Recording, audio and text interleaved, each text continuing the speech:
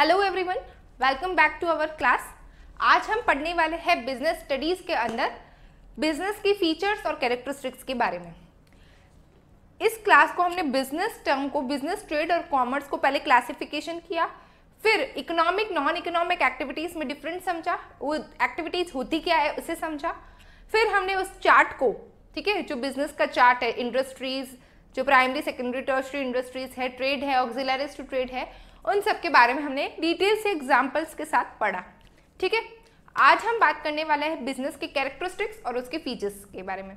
ठीक है, तो बिजनेस समझना बहुत आसान है। जब हम बिजनेस के, ट्रेड के और कॉमर्स के बारे में समझते हैं तो समझ तो बहुत आसानी से जाते हैं, लेकिन जब हम एग्जाम में लिखने बैठते हैं तो हमें बहुत सारी चीज़ें लिखनी पड़ती है। ठीक है, तो हम सोचते हैं कि हमें याद तो थोड़ा सा ही है, मतलब मेन पॉइंट तो यही है, और हम लिखे क्या क्या इसके अंदर।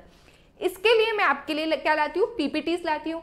ठीक है, इन पीपीटीज का आप स्क्रीनशॉट भी ले सकते हैं और इनको इस एकदम सिंपल लैंग्वेज में मैंने आपके लिए बनाई है, तो आप इनका स्क्रीनशॉट लेकर इनको लर्न भी कर सकते हैं।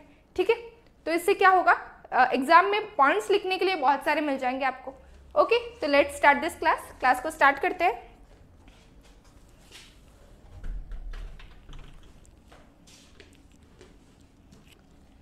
ओके, तो थोड़ा सा बिजनेस के बारे में समझते हैं फिर से हम। Business is an economic activity that involves the production, exchange and sales of goods and services to satisfy the needs and wants of the consumer. ठीक है, तो बिजनेस का मतलब क्या होता है? बिजनेस का मतलब होता है, ये वो इकोनॉमिक एक्टिविटीज होती है, बिजनेस जो होती है ये वो इकोनॉमिक एक्टिविटीज होती है। Business is an economic activity, ये ऐसी इकोनॉमिक एक्टिविटीज होती है जो क्या इन्वॉल्व, जिसके अंदर क्या इन्वॉल्व है, प्रोडक्शन, एक्सचेंज और goods, sales of goods and services. ठीक है, बिजनेस के अंदर क्या होता है, गुड्स का प्रोडक्शन होता है, हम एक्सचेंज करते हैं, बायर सेलर्स जो है एक्सचेंज करते हैं गुड्स का, सेलर्स हमें पैसे देते हैं, बायर्स गुड्स खरीदते हैं, तो क्या होता है, sales of goods and services हो रही है। ठीक है, ये क्यों होती है, ताकि हम कस्टमर की जो नीड्स है उसे सेटिस्फाई कर सके। कस्टमर जो चाहता है, कस्टमर जो मांग रहा है, ठीक है, जो मार्केट में अवेलेबल नहीं है, कस्टमर चाहता है, उसे खरीदना चाहता है, उसकी जो नीड्स है, ठीक है, उसकी वांट्स जो है उसको सेटिस्फाई कर सके। ठीक है, तो बिजनेस में क्या होता है, प्रोडक्शन होता है, एक्सचेंज होता है, sales of goods and services होती है। तो ये सब क्यों होती है, ताकि अपन कस्टमर की नीड्स को क्या कर सके, सेटिस्फाई कर सके, कंज्यूमर की नीड्स को सेटिस्फाई कर सके, कंज्यूमर की वांट्स को सेटिस्फाई कर सके। ठीक है, it play a crucial role in the modern world, drive economic growth. इससे क्या होता है, इकोनॉमिक ग्रोथ बढ़ती है, प्लस ये बहुत इंपॉर्टेंट रोल प्ले कर रहा है हमारे मॉडर्न वर्ल्ड में। क्रिएटिंग एम्प्लॉयमेंट अपॉर्चुनिटी, प्लस इसमें क्या हो रहा है, एम्प्लॉयमेंट अपॉर्चुनिटीज भी बन रही है। ठीक है, लोगों को क्या हो रहा है, एम्प्लॉयमेंट भी मिल रहा है। ठीक है, and contributing to overall development of the society, सबका डेवलपमेंट भी हो रहा है। ठीक है, हमको एम्प्लॉयमेंट मिल रहा है, हम कमा भी रहे हैं बिजनेस से, हम हमारी नीड्स को भी फुलफिल कर रहे हैं, तो ओवरऑल पूरी जो सोसाइटी है उसका क्या हो रहा है, डेवलपमेंट हो रहा है। ठीक है, business come in various forms ranging from small local enterprises to large multinational companies. ठीक है, बिजनेस बहुत सारे फॉर्म्स में होता है, छोटे छोटे एंटरप्राइजेस से लेकर लार्ज कंपनीज तक बिजनेस ही होता है। ठीक है, वो सब किस में आता है, बिजनेस के अंदर ही आता है। ठीक है, मल्टीनेशनल कॉर्पोरेशन। हियर सम की characteristics and features of business. ठीक है, उसके एग्जांपल्स के साथ हम पढ़ेंगे आज। सबसे पहला, जब हम बिजनेस के बारे में बात करते हैं तो हम पहला देखते हैं उसका मोटिव। इसका मोटिव क्या है, प्रॉफिट मोटिव। हम बिजनेस क्यों कर रहे हैं, प्रॉफिट अर्न करने के लिए कर रहे हैं। तो सबसे पहला जो हमारा मोटिव वो है, वो क्या है, profit motive. Business are typically driven by the desire to make a profit. ठीक है, बिजनेस हम करते क्यों हैं, हम जन सेवा तो कर नहीं रहे, हम क्या करना चाहते हैं, हम पैसा कमाना चाहते हैं, हम प्रॉफिट अर्न करना चाहते हैं, इसलिए हम क्या करते हैं, बिजनेस करते हैं। ठीक है, तो बेसिकली मेन डिजायर क्या होती है, to make profit. Profit is the surplus generated when the total revenue from the selling goods and services exceed the total cost involve in the production. Then profit क्या होता है, जो goods की value है, जो गुड्स की proper value है।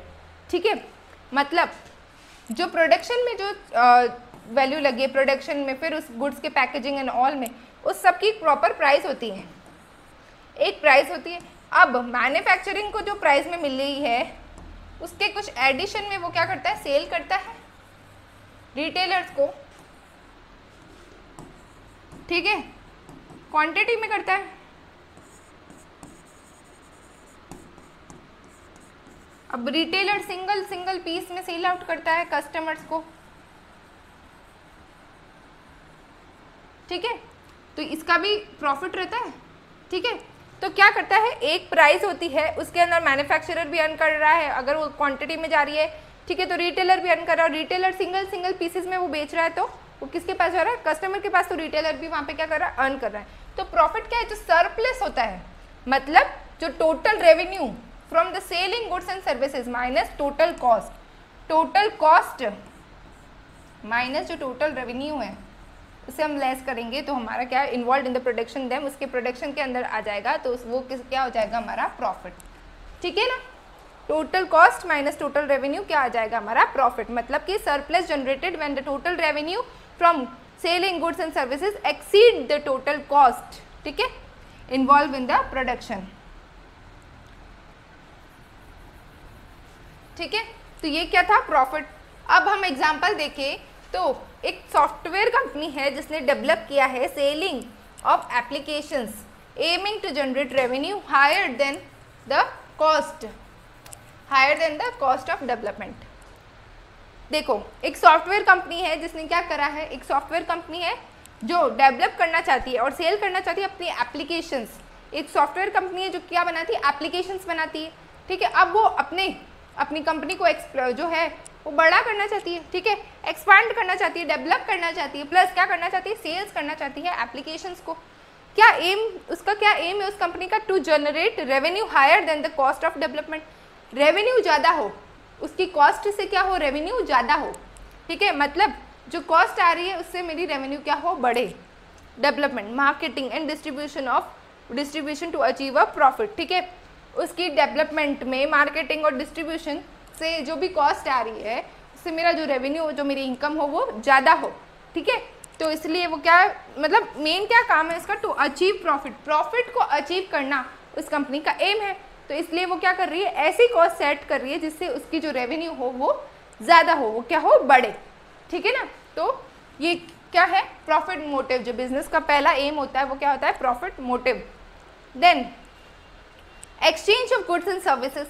ठीक है, प्रॉफिट मोटिव के बाद जो सबसे इंपॉर्टेंट पॉइंट होता है बिजनेस के अंदर वो क्या होता है, exchange of goods and services. हम गुड्स एंड सर्विसेज का एक्सचेंज करते हैं। कैसे, हम जो कंज्यूमर है, जो बायर है, उसको क्या देते हैं, गुड्स देते हैं, बदले में पैसे लेते हैं। ठीक है, या फिर हम कहीं जाते हैं, सर्विसेज लेते हैं और क्या देते हैं, पैसे देते हैं। ठीक है, तो business involve the exchange of goods and services for money और other goods and services. Companies produce or procure products and offer them to customers in exchange for the payment.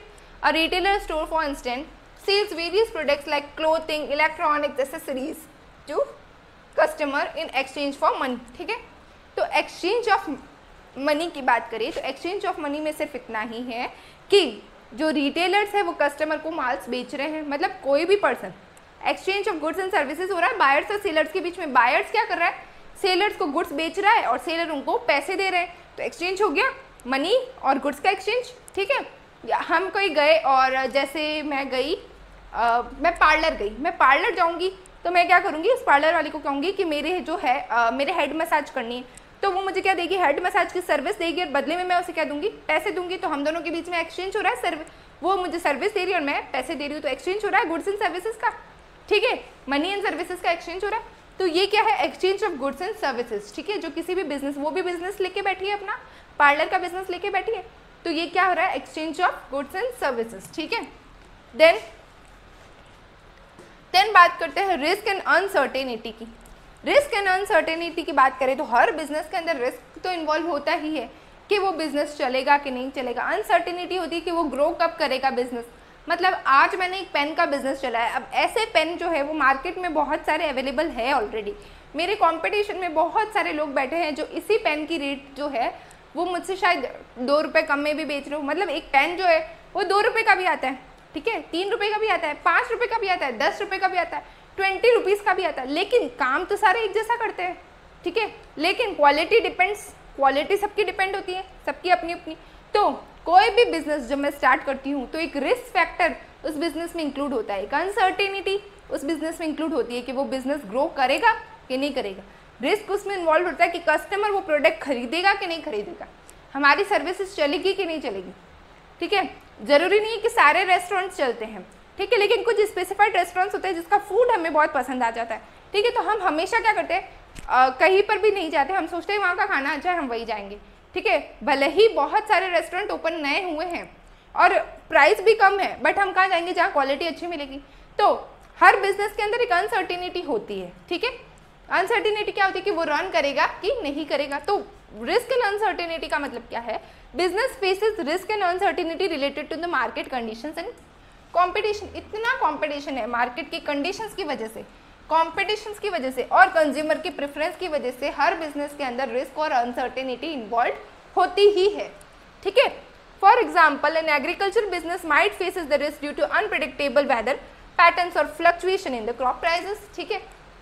जैसे कि कोई भी एग्रीकल्चर लैंड, किसी के पास कोई agriculture land है, ठीक है, एग्रीकल्चर बिजनेस करता है, मतलब गेहूँ उगा रहा है, जैसे समझ लो दालें उगा रहा है वो, ठीक है। एग्रीकल्चर लैंड है जहाँ पे दालें सारी उग रही है, ठीक है ना। तो अगर दालों की प्राइस के अंदर फ्लक्चुएशन आ गया तो ये क्या रिस्क है उसके बिजनेस के अंदर कि अगर क्या पता प्राइस बढ़ जाए तो अच्छी बात है, प्रॉफिट होगा, और प्राइस कम हो जाए तो ये तो रिस्क ही है उसकी बिजनेस की, ठीक है। या फिर अनप्रिडिक्टेबल वेदर, बिना रुत के बिना मौसम के बारिश हो रही है, सारे क्रॉप्स खराब हो गए, क्रॉप्स में कीड़े लग गए तो क्रॉप्स खराब हो गए, ठीक है। तो ये क्या है, एक अनसर्टेनिटी है उस बिजनेस के अंदर, ठीक है।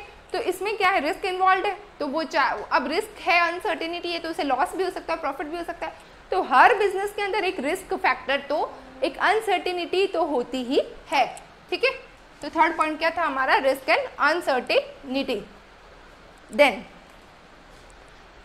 Private ownership. प्राइवेट ओनरशिप की बात करें तो most businesses are private and owned and operated by the individual groups of individual और शेयर होल्डर्स, ठीक है।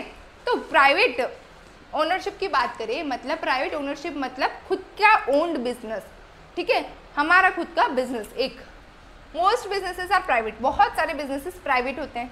कैसे, owned and operated by individual, मतलब उसे या तो एक इंडिविजुअल चला रहा होता है या कुछ ग्रुप्स ऑफ इंडिविजुअल है, कोई 10-12 लोग मिलकर एक बिजनेस चला रहे हैं, ठीक है, या फिर शेयर होल्डर्स रन कर रहे हैं, ठीक है। These owned owners have the authority to make the decision and bear the risk associated with the business, ठीक है।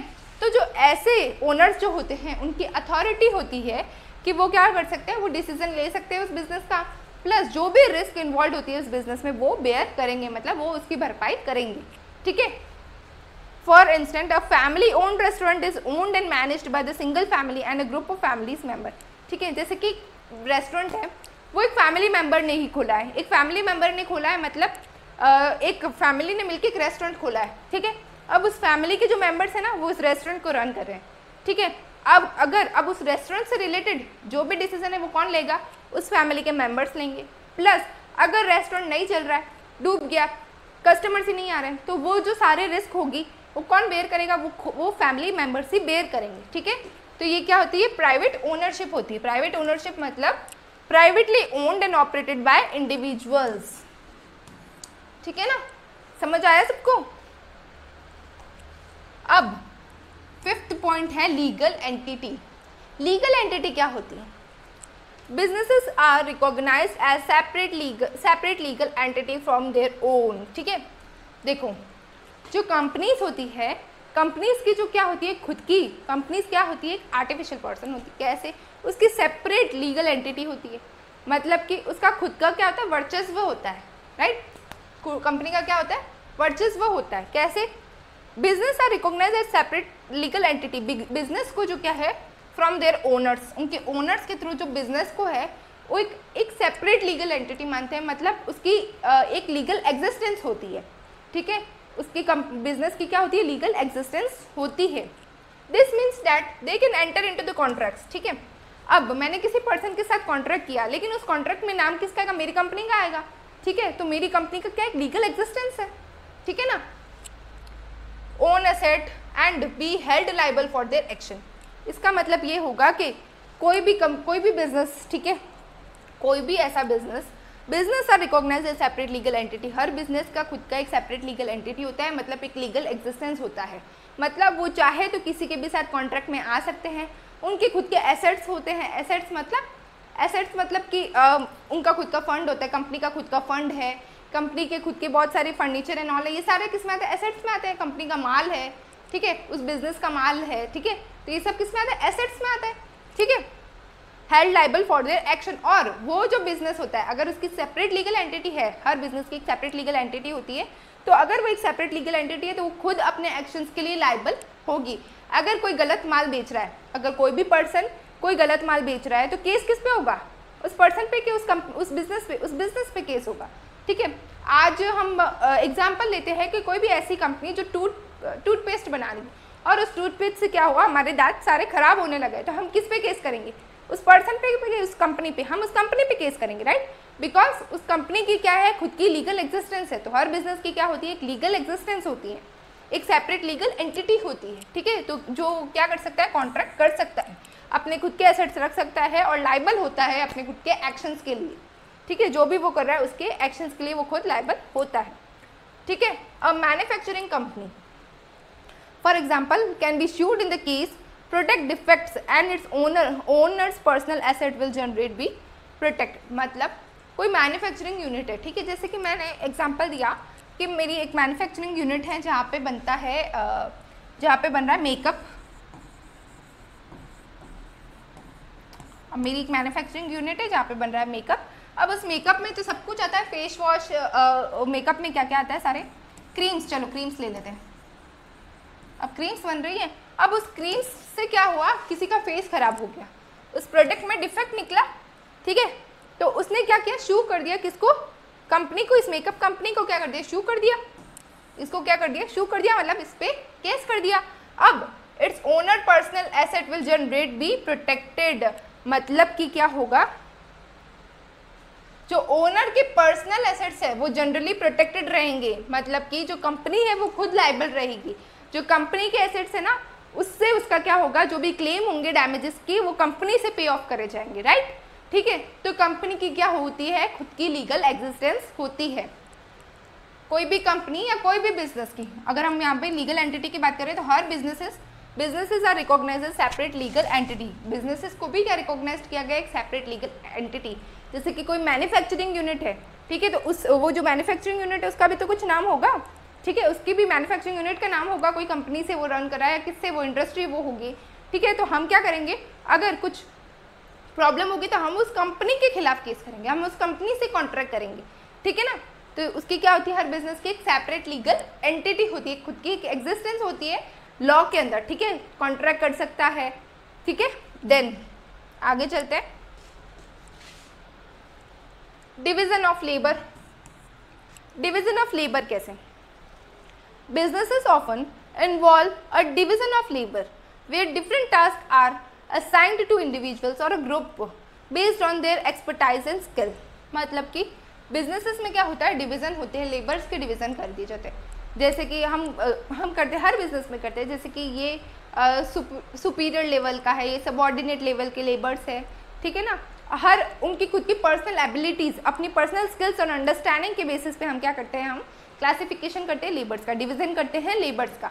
ठीक है ना, कि कितना काम एफिशिएंट कर रहा है, इनको कितना एक्सपीरियंस है, इनके पास कितनी स्किल्स है, उसके हिसाब से हम क्या करते हैं, डिवीजन करते हैं लेबर्स का। तो हर बिजनेस के अंदर क्या होता है, डिवीजन ऑफ लेबर्स होती है, उनकी एक्सपर्टाइज, उनके एक्सपीरियंस, उनको कितना नॉलेज है उसके लिए और उनके स्किल्स के हिसाब से। ठीक है, this specialisation improves efficiency and productivity. इस स्पेशलाइजेशन से क्या होता है, हमारी जो बिजनेस है उसकी एफिशिएंसी बढ़ती है प्लस प्रोडक्टिविटी भी बढ़ती है। ठीक है, बिजनेस की क्या बनती है, एफिशिएंसी भी बढ़ती है और प्रोडक्टिविटी भी बढ़ती है। ठीक है, in a car manufacturing plant workers specialised in assembling specified components of vehicles. ठीक है, स्ट्रीमलिंग द प्रोडक्शन प्रोसेस। मतलब कि एक कार मैन्युफैक्चरिंग यूनिट है, कार मैन्युफैक्चरिंग यूनिट है, वहाँ पे वर्कर जो है वो स्पेशलाइज्ड है कि ये जो वर्कर है वो ये पार्ट्स जो है कार के लगाएगा, ये वर्कर जो है उस कार के ये पार्ट्स को अरेंज करेगा। तो कार की जब कार बनती है तो क्या एक ही जगह सारे जो है सब पार्ट्स बनते हैं, नहीं, सब अलग अलग जगह से आते हैं। ठीक है, तो कुछ वर्कर्स को किस पार्ट की नॉलेज है, कुछ वर्कर्स को किस पार्ट की नॉलेज है, तो सब अपनी अपनी नॉलेज के हिसाब से, ठीक है, एक्सपीरियंस के हिसाब से, अपनी स्किल्स के हिसाब से उन पार्ट्स को अरेंज करते हैं। ठीक है, तो ये क्या हो गया, डिवीजन ऑफ लेबर्स, जो उस मार्केट की, जो उस प्रोडक्ट की एफिशिएंसी को बढ़ा रहे हैं। ठीक है, प्लस प्रोडक्टिविटी भी बढ़ाते हैं। अगर एक जना जिसको नॉलेज ही नहीं है, कुछ भी नॉलेज नहीं है और वो एक में ही सारा काम करे जा रहा है, ठीक है, सोच रहा है कैसे करूँ, क्या करूँ, इधर से पूछ रहा है, उधर से पूछ रहा है, ठीक है। अगर उससे नॉलेज ही नहीं होगी और वो करे जा रहा है तो इससे क्या होगा, टाइम बहुत लगेगा उसको, प्लस प्रोडक्टिविटी भी कम होगी, ठीक है। तो एफिशिएंसी के लिए, प्रोडक्टिविटी को बढ़ाने के लिए जो है डिवीजन ऑफ लेबर इंपॉर्टेंट है, जो कि हर बिजनेस में होता है, ठीक है। देन अब बात करते हैं कंपटीशन की। तो हर बिजनेस में क्या होता है, कंपटीशन होता ही है, हर बिजनेस की कंपटीशन होता ही है, ठीक है। एक चॉकलेट बनाने वाले होंगे तो सिर्फ एक ही चॉकलेट नहीं बनती है, सिर्फ कैडबरी ही नहीं आती है, नेस्ले भी आती है, बॉर्नविल भी आ रही है, और बहुत सारी आ रही है चॉकलेट्स, राइट। तो कंपटीशन की बात करें तो हर बिजनेसेस के अंदर कंपटीशन तो होता ही है, ठीक है ना, यहाँ तक समझ आया। कंपटीशन की बात करें तो businesses operate in a competitive market where multiple companies vie for the attention and patronage of customer. Competition encourage innovation and better products or services. For instance, in the smartphone industries, companies like Apple, Samsung, Google compete to offer the latest and the most advanced device. मतलब कि competition तो हर business में होता है, right. तो competition जो है उससे क्या होता है, बहुत सारी जो जैसे कस्टमर है उसे बहुत सारे प्रोडक्ट्स मिल जाते हैं, भले उसको क्या प्राइस में, मतलब उसकी कस्टमर की नीड्स एंड वांट्स है, उससे बहुत सारी प्राइस के एक ही आइटम मिल सकते हैं। उसकी क्या नीड्स है, जैसे मुझे एक्सपेंसिव भी नहीं चाहिए, मुझे पर ये फीचर्स भी चाहिए तो मैं सैमसंग जाऊँगी, ठीक है, मैं सैमसंग जाऊँगी, लेकिन मुझे अच्छी क्वालिटी चाहिए, मुझे कैमरा क्वालिटी बेस्ट चाहिए, भले ही वो एक्सपेंसिव हो तो मैं एप्पल में जाऊँगी, राइट। तो कंपटीशन बहुत है मार्केट के अंदर, हर बिजनेस के अंदर कोई ना कोई कंपटीशन तो होता ही है, हर बिजनेस के अंदर कंपटीशन होता ही है, राइट। तो ये क्या था पॉइंट कंपटीशन का, ठीक है। देन बात करते हैं, देखो कंपटीशन से क्या होता है, जो कस्टमर्स हैं हर बिजनेस के अंदर कंपटीशन, रिस्क फैक्टर और अनसर्टेनिटी तो इन्वॉल्व होती ही है। तो इससे क्या होता है, जो कस्टमर्स है उनके पास एक लार्ज अमाउंट ऑफ जो है वैराइटीज़ हो जाती है, उनके पास एक लार्ज अमाउंट ऑफ मिल जाती है चीज़ें कि हम ये यहाँ से खरीद सकते हैं, यहाँ से खरीद सकते हैं। जैसे एक ही जीन्स की कितनी सारी जो है कंपनीज़ हैं, ठीक है, तो हम चाहे तो हमारी नीड्स एंड वांट्स के हिसाब से चीज़ें खरीद सकते हैं। तो जो बिजनेसेस हैं, जो कॉम्पिटिशन्स हैं, इनसे कस्टमर्स का भी बेनिफिट हो रहा है, ठीक है ना। तो कॉम्पिटिशन जो एक मेजर रोल प्ले कर रहा है बिजनेसेस में, ठीक है। Then consumer orientation, customer orientation, successful business focus on meeting the needs and preferences of their target customer, ठीक है। तो जो सक्सेसफुल बिजनेस होते हैं, ठीक है, वो क्या ध्यान में रखते हैं, वो ये ध्यान में रखते हैं कि हमारे जो कस्टमर्स हैं, ठीक है, उनकी नीड्स क्या है, वो क्या क्या चाहते हैं, उनके प्रेफरेंस क्या है, उनकी क्या प्रेफरेंस है कि वो किसे चूज़ करेंगे, ठीक है, फॉर देयर टारगेट कस्टमर, अपने कस्टमर को टारगेट करने के लिए, मतलब अपने कस्टमर को अट्रैक्ट करने के लिए जो है हर बिजनेस के अंदर क्या होता है, किसी भी सक्सेसफुल बिजनेस के अंदर क्या होता है, वो फोकस करते हैं अपनी नीड्स और प्रेफरेंसेस कस्टमर की, ठीक है, on their target customer. They conduct market research, gather feedback, adapt their offerings accordingly. An online streaming service, for example, continuously update its content library to cater to its subscribed interests. मतलब देखो, customer orientation मतलब basically यही होता है कि customer को क्या करना है, अट्रैक्ट करना है अपने प्रोडक्ट का, अपने जो भी प्रोडक्ट है, अपना प्रोडक्ट जो है उसके लिए कस्टमर को क्या करना है, अट्रैक्ट करना है, ठीक है। तो इसके लिए क्या होता है, मार्केट में रिसर्च भी कर सकते हैं कि क्या क्या अभी मार्केट में क्या नया आया है, क्या नहीं है, मार्केट में क्या क्या ज़रूरतें हैं कस्टमर्स की। अभी मॉडर्न टेक्नोलॉजी आने के हिसाब से बहुत सारे चेंजेस हुए हैं मार्केट में, तो वो क्या क्या है उन सब का रिसर्च कर सकते हैं। देन गैदर फीडबैक लेते हैं, अपन देखते हैं कि इंटरनेट पे आजकल जब भी हम कुछ भी यूट्यूब भी देख रहे हैं या फिर हम लोग गूगल चला रहे हैं कुछ भी, तो क्या आता है, हमें फीडबैक का ऑप्शन आता है कि आप इस कंपनी को या आप इस प्रोडक्ट को फीडबैक दीजिए, ठीक है ना। तो इन फीडबैक से क्या करता है, जो बिजनेस है, जो भी वो बिजनेस है या जो भी वो कंपनी है, उस प्रोडक्ट को और अच्छा बनाने की कोशिश करता है, ठीक है। Then adapt their offering accordingly, मतलब कि जैसे भी वो देख रहे हैं कि कंज्यूमर की, कस्टमर की नीड्स वांट्स क्या है, वो क्या चाहते हैं, उस हिसाब से वो क्या करते हैं, ऑफर देते हैं अपने कस्टमर्स को, ठीक है। जैसे कि ऑनलाइन स्ट्रीमिंग सर्विस है, आजकल सारा ऑनलाइन स्ट्रीमिंग हो चुका है, ठीक है, तो वो क्या करते हैं, अपडेट देते रहते हैं अपना भी कंटेंट की library to cater the subscribe interest. जिसे जिसे उस प्रोडक्ट के अंदर इंटरेस्ट है, उस बिजनेस में जो भी उस बिजनेस के लिए जो भी देख रहा है, उस बिजनेस में के जो प्रोडक्ट्स हैं उनके लिए जिसको भी इंटरेस्ट है, जो सब्सक्राइब्ड इंटरेस्ट वाले हैं लोग, उसे क्या है ऑनलाइन स्ट्रीमिंग के थ्रू उनको क्या कर दिया जाता है, बार बार अपडेट दे दिया जाता है कि ये नया प्रोडक्ट आया है। जैसे अमेज़ॉन के, हम अमेज़ॉन की बात करें तो अमेज़ॉन क्या है, एक ऑनलाइन ऐप है, ठीक है, इसमें ऑनलाइन मार्केट है, ठीक है, ऑनलाइन बिजनेस है, ऑनलाइन बिजनेस से हम मतलब अमेज़ॉन अपना बिजनेस रन कर रहा है ऑनलाइन। अब इसमें क्या करता है वो, ग्रेट बिलियन डेज, आज का ऑफर, ये 2 डेज डील ये रोज का देता है वो, ठीक है। तो इससे क्या होता है, कस्टमर जो है अट्रैक्ट होता है कि अच्छा इतना डिस्काउंट मिल रहा है, अच्छा इस प्रोडक्ट में हमको ये इतना मिल रहा है, ठीक है। तो ये क्या करता है, कस्टमर को अट्रैक्ट करता है, राइट। तो ये क्या था, कस्टमर ओरिएंटेशन, कस्टमर की प्रेफरेंस के हिसाब से, कस्टमर के वांट के हिसाब से, कस्टमर की नीड के हिसाब से क्या करते हैं हम, जो है अपना बिजनेस जो है वो रन करते हैं, ठीक है। देन बात करते हैं इकोनॉमिक एंड सोशल इम्पैक्ट की। हर बिजनेस पे एक इकोनॉमिक और सोशल इम्पैक्ट आता है, ठीक है। कैसे, businesses significantly impact the economy by creating jobs, generating revenue, paying taxes, ठीक है। हर बिजनेस जो है वो इकोनॉमी पे इम्पैक्ट डालता है। कैसे, जॉब्स जनरेट हो रही है मतलब एम्प्लॉयमेंट खत्म हो रहा है, जॉब जनरेट हो रही है मतलब लोगों को एम्प्लॉयमेंट हो रहा है, मतलब उस एक बिजनेस, वो बिजनेस रन करके तो प्रॉफिट अर्न कर ही रहा है, उसके साथ साथ बहुत सारे लोग उस बिजनेस के साथ कनेक्ट होकर क्या कर रहे हैं, पैसा कमा रहे हैं, प्रॉफिट अर्न कर रहे हैं। तो वो क्या दे रहा है, जॉब्स दे रहा है। तो इससे क्या हो रही है, हमारी इकोनॉमिक कंडीशंस अच्छी हो रही है, ठीक है, इकोनॉमी पे भी इम्पैक्ट पड़ रहा है उससे। प्लस जनरेटिंग रेवेन्यू जनरेट हो रहा है, पेइंग टैक्सेस, गवर्नमेंट को भी जा रहा है, टैक्स पे कर रहे हैं। हर बिजनेसेस, हर प्रोडक्ट पे कुछ ना कुछ टैक्स होता है, वो टैक्स गवर्नमेंट के पास भी जा रहा है। तो उससे गवर्नमेंट क्या करती है, हमको सर्विसेज देती है। तो इस सब से क्या हो रहा है, सबका ग्रोथ हो रहा है, एक तरीके से इकोनॉमिक और सोशल डेवलपमेंट हो रहा है। इकोनॉमिक और सोशल पे क्या जा रहा है, इम्पैक्ट पड़ रहा है। They also contribute to society by providing product and services that improve people's life, ठीक है।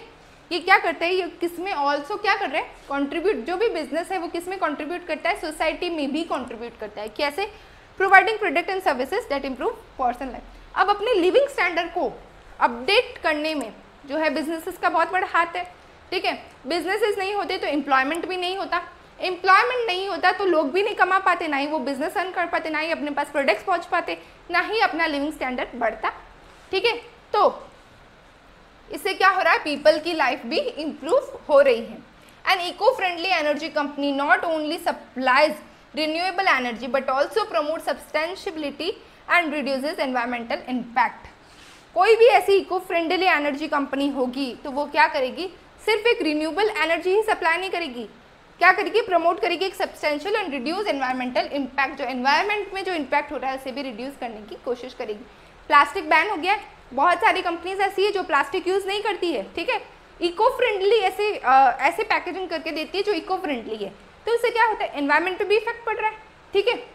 तो ये क्या है, सोशल और इकोनॉमिक इम्पैक्ट भी डालता है बिजनेस। और बहुत सारी कंपनीज ऐसी भी होती है जो प्लास्टिक्स का यूज़ करती है और ऐसे ही केमिकल्स वगैरह यूज़ करती है जिससे एनवायरमेंट को हार्म भी हो रहा है, ठीक है।